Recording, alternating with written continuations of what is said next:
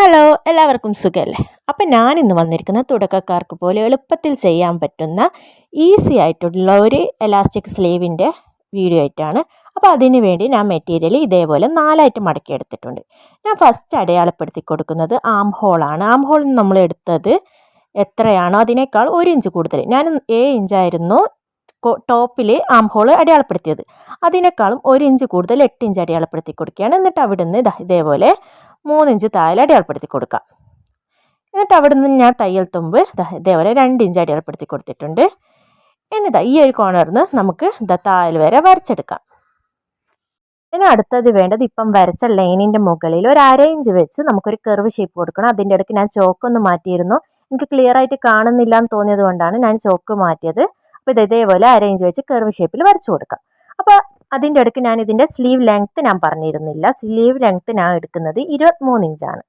ഈ സ്ലീവ് നല്ല ഫുള്ളും അല്ല, എന്നാൽ ഫുള്ളുമാണ്. ആ ഒരു രീതിയിൽ നിൽക്കുന്നൊരു സ്ലീവാണ്.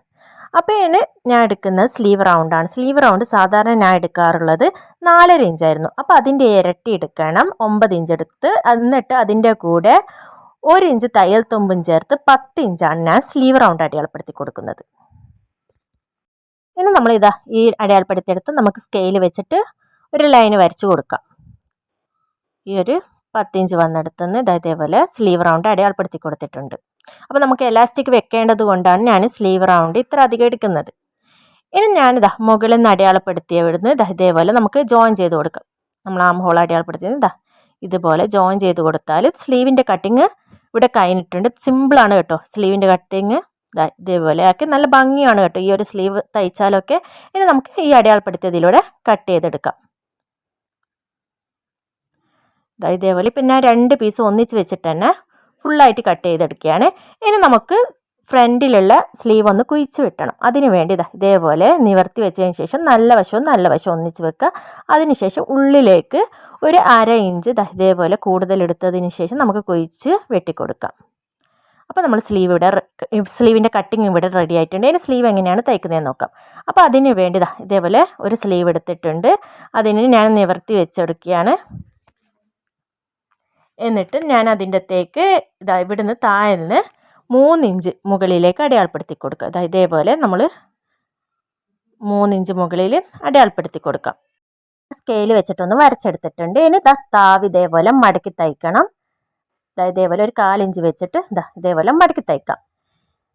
ഇനി അടുത്തത് വേണ്ടത് എലാസ്റ്റിക് ആണ്. എലാസ്റ്റിക് വേണ്ടത് ഇതേപോലെ 8 ഇഞ്ചാണ് ഞാൻ എലാസ്റ്റിക് എടുത്തിട്ടുള്ളത്. ഇതേപോലെ 8 അല്ലെങ്കിൽ 8.5 ഇഞ്ച് എലാസ്റ്റിക് എടുക്കുക. ഞാൻ ഇവിടെ ഇപ്പോൾ 8 ഇഞ്ച് എലാസ്റ്റിക് എടുത്തിട്ടുണ്ട്. ഇനി ഇതെങ്ങനെയാണ് എലാസ്റ്റിക് വെക്കാൻ നോക്കുക. 1 ഇഞ്ച് നമ്മൾ തയ്യൽ തുമ്പ് വിട്ടിരുന്നു. ആ തയ്യൽ തുമ്പിൽ നിന്ന് 1 ഇഞ്ച് വിട്ടതിന് ശേഷം വേണം എലാസ്റ്റിക് ഇതേപോലെ വെച്ച് ഫസ്റ്റ് ഒന്ന് ലോക്ക് ചെയ്ത് കൊടുക്കാം. അതിനുശേഷം എലാസ്റ്റിക് മാക്സിമം നമ്മൾ ഇതേപോലെ ടൈറ്റിൽ പിടിച്ച് വലിച്ചതിന് ശേഷം ഈ ഒരു ലൈനിലൂടെ തന്നെ നമ്മൾ തയ്ച്ചു കൊടുക്കുക. അപ്പോൾ ലൈനിൽ നിന്ന് നമ്മൾ പോവാതെ നോക്കണം കേട്ടോ. എലാസ്റ്റിക് തയ്ക്കുമ്പോൾ ആ ലൈനിൽ തന്നെ എലാസ്റ്റിക് വെച്ച് ഇതേപോലെ നമുക്ക് തയ്ച്ചു കൊടുക്കാം. ലാസ്റ്റ് വരുമ്പോഴും നമുക്കൊരു 1 ഇഞ്ച് ഇതേപോലെ വിടണം. അപ്പോൾ നമ്മുടെ സ്ലീവ് ഇവിടെ റെഡി ആയിട്ടുണ്ട്. അപ്പോൾ ഇതിൻ്റെ സൈഡ് നമുക്ക് തയ്ച്ചു കൊടുത്താൽ നമ്മുടെ സ്ലീവ് ഇവിടെ റെഡിയായി. ഇതേപോലെയാണ് നമുക്ക് സ്ലീവ് കിട്ടുക. സിമ്പിളല്ലേ, എല്ലാവർക്കും ചെയ്യാൻ പറ്റുന്ന ഒരു അടിപൊളി സ്ലീവാണ്. നമ്മൾ മോഡേൺ വെസ്റ്റേൺ ഡ്രസ്സൊക്കെ തയ്ക്കുകയാണെങ്കിൽ ഈ ഒരു സ്ലീവ് കൊടുക്കുകയാണെങ്കിൽ നല്ല ഭംഗി കൊടുക്കും. അപ്പോൾ ഈ ഒരു സ്ലീവ് വെച്ചിട്ടുള്ള ഒരു ഡ്രസ്സ് ഞാൻ അടുത്ത വീഡിയോ ആയിട്ട് ഇടുന്നതാണ്. അപ്പോൾ എല്ലാവർക്കും വീഡിയോ ഇഷ്ടമായെന്ന് വിചാരിക്കുന്നു. അടുത്ത വീഡിയോ കാണാം. ബൈ.